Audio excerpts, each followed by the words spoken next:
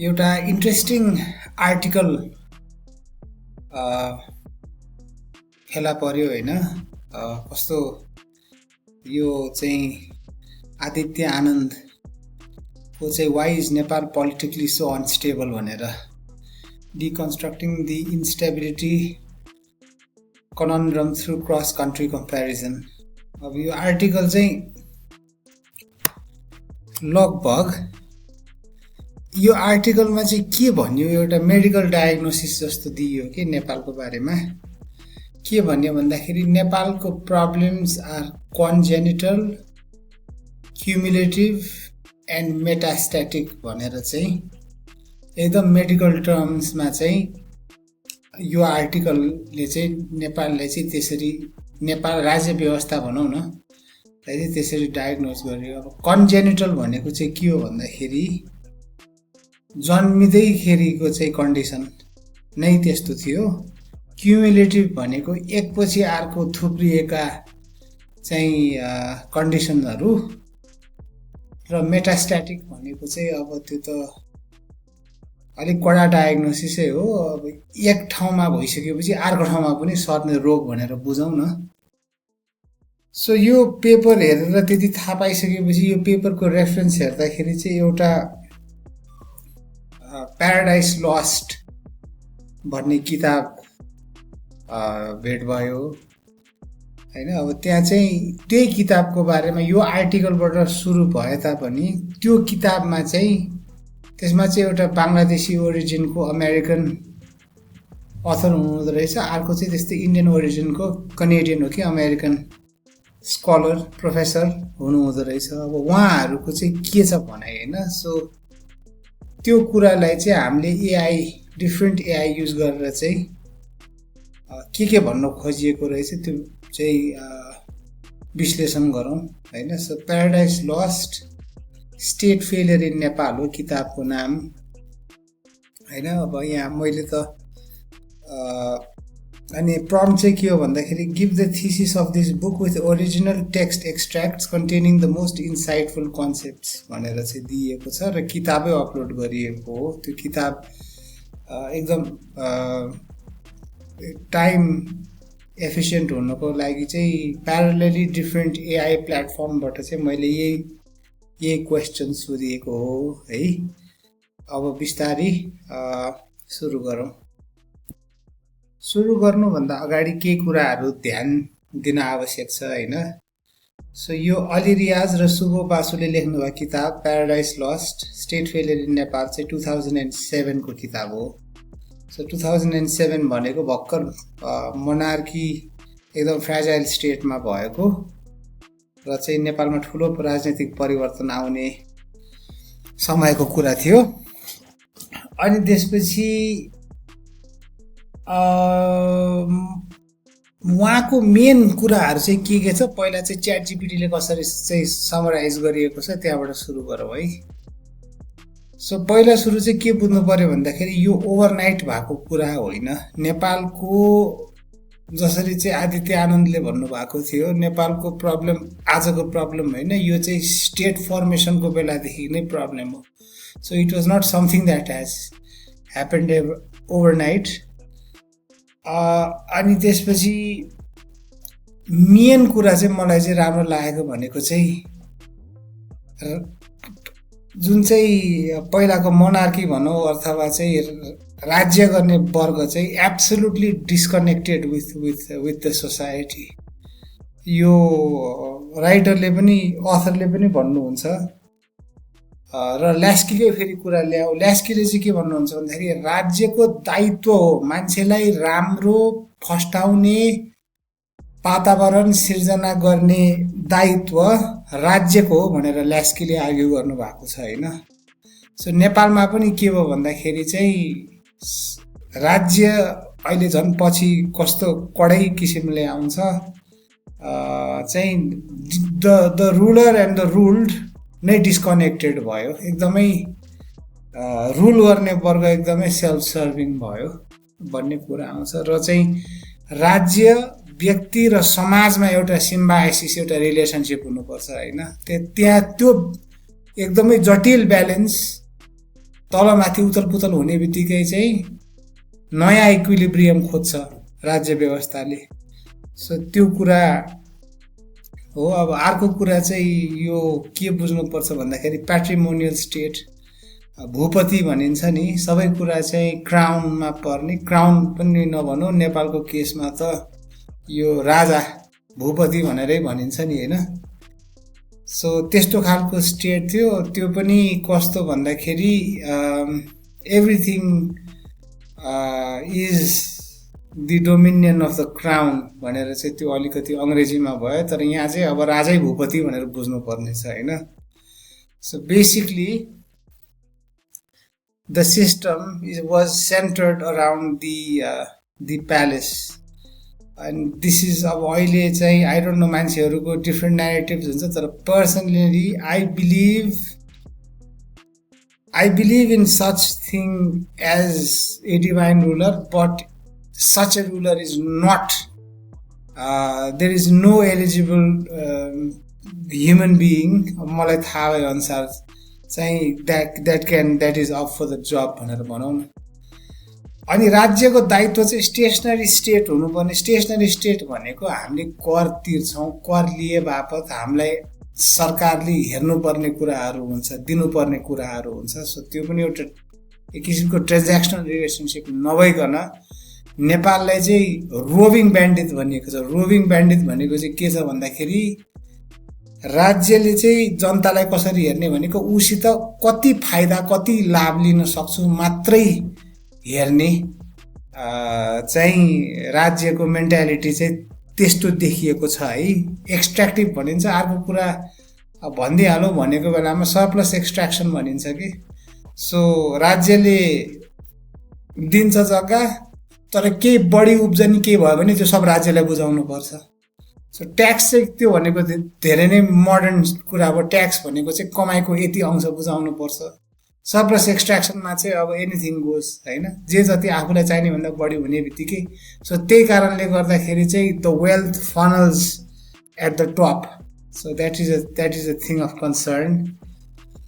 अर्को चाहिँ यो हुन्छ नि, यो अब यो narrative the king is divine भन्ने, अब मैले अघि पनि कुरा गरेँ हो। अब कुन किसिमले एक किसिमले हो पनि, तर के त्यो डिभाइन भएपछि त डिभाइन क्वालिटिज पनि आउनु पर्यो।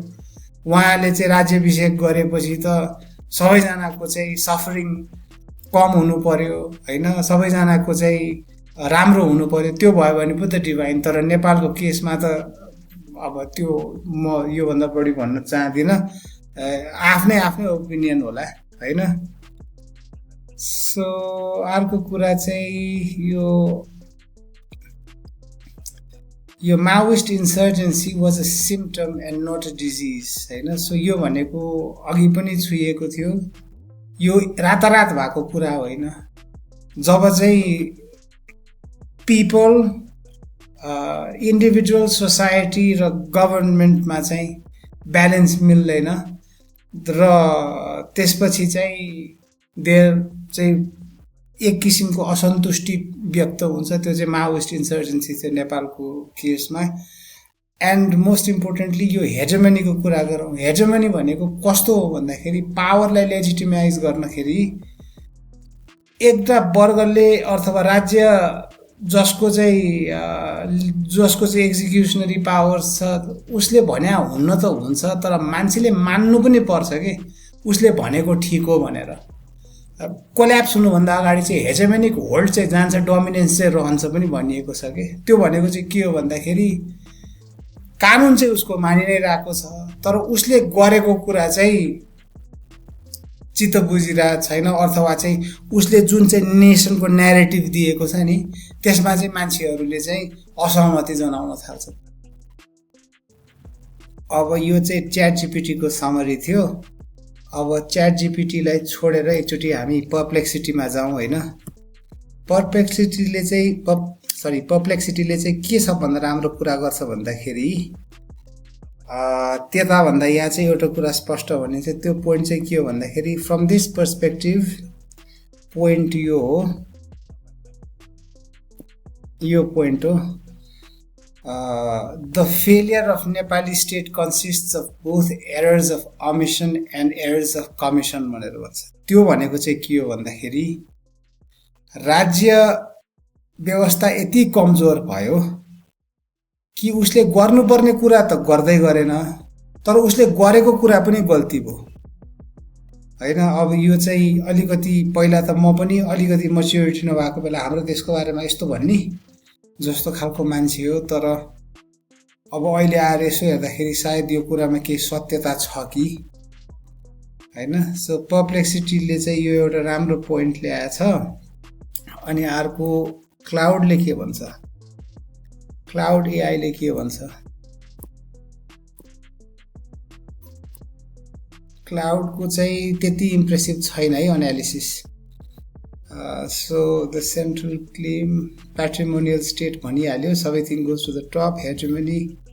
सो यो खासै त्यति इन्ट्रेस्टिङ छैन। कुन चाहिँ इन्ट्रेस्टिङ छ अर्को चाहिँ भन्दाखेरि यो इन्ट्रेस्टिङ छ। यो चाहिँ के हो, डिपसिक हैन। डिपसिकले चाहिँ सबभन्दा राम्रो पोइन्ट के ल्याउँछ भन्दाखेरि चाहिँ स्टेट फेलियर चाहिँ 3 फेजेसमा हुन्छ भनेर भनेको छ है यता। सो पहिला कुरा यो स्टेट सोसाइटी डिसजङ्क्सन भनेको त्यही नै भयो हैन, राज्य र चाहिँ समाजमा चाहिँ हुने डिसोनेन्स। प्याट्रिमोनियलिजम एन्ड पेट्रन क्लायन्ट नेटवर्क्स भनेको त अब त्यो चाकडी र आफ्नो मान्छे प्रथा भइ नै हाल्यो। Hegemony and it's rupture.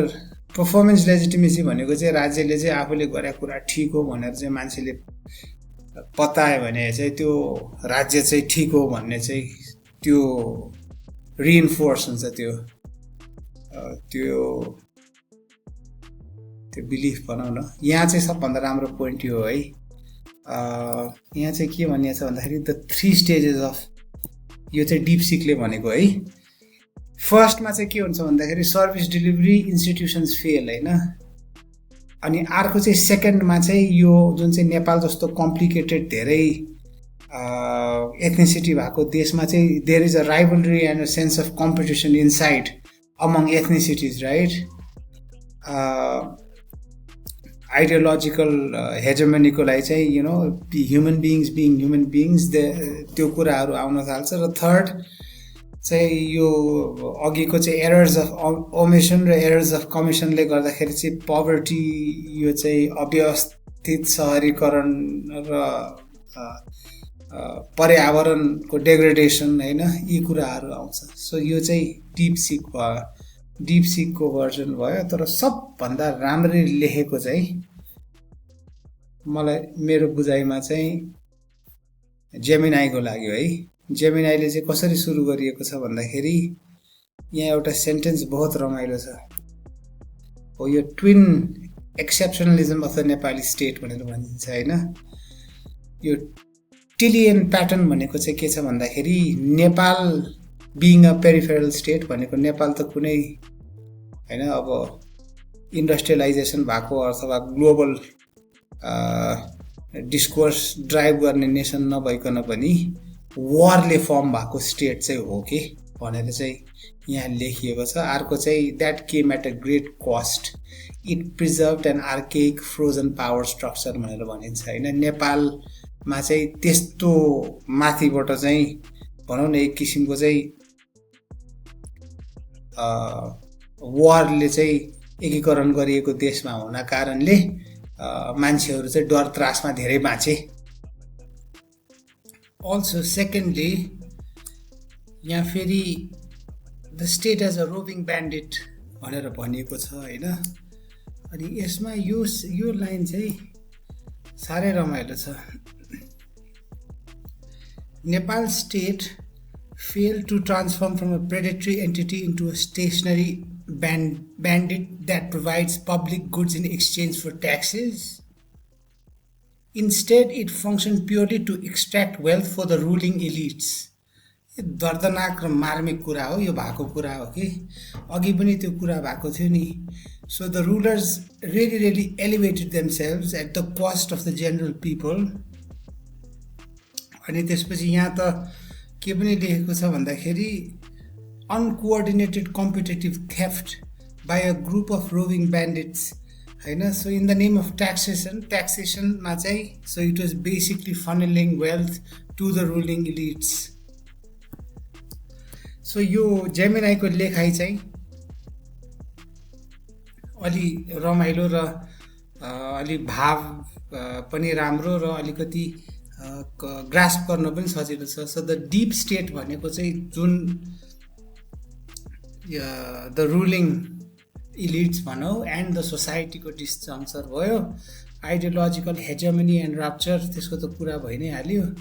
अनि त्यसपछि absence of the state as an insecurity trigger. यो फेरि अघि यो जेमिनाईले पनि यो एकदम इम्पोर्टेन्ट पोइन्ट निकाल्छ. कुरा के छ भन्दाखेरि errors of commission and errors of commission हो होइन. एन्ड देन अनि यस्तो राम्ररी चाहिँ यो समरी दिएको छ लास्टमा चाहिँ, त्यो जुन चाहिँ अघि हाम्रो डिपसिकले पनि दिएको थियो. सो फर्स्टमा चाहिँ all the failure of institutions, जुन चाहिँ पब्लिक र इकोनोमिक गुड जुन चाहिँ राज्यले दिनुपर्ने दायित्वमा चाहिँ त्रुटि आउने. एन्ड सेकेन्डली नेपालको चाहिँ यो एकदमै भेरिड एथनिसिटी भएको हुना कारणले आइडियोलोजिकल कम्पिटिसन अनि यो 90s को न्यारेटिभ पछिको identity politics and then then all that which was suppressed and oppressed coming up भनेर भनौँ न in a sense. And then lastly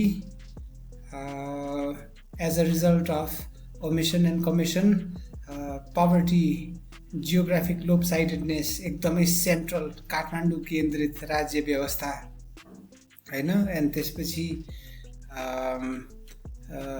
the fight for resources and whatnot. So that's pretty much the summary via all AI.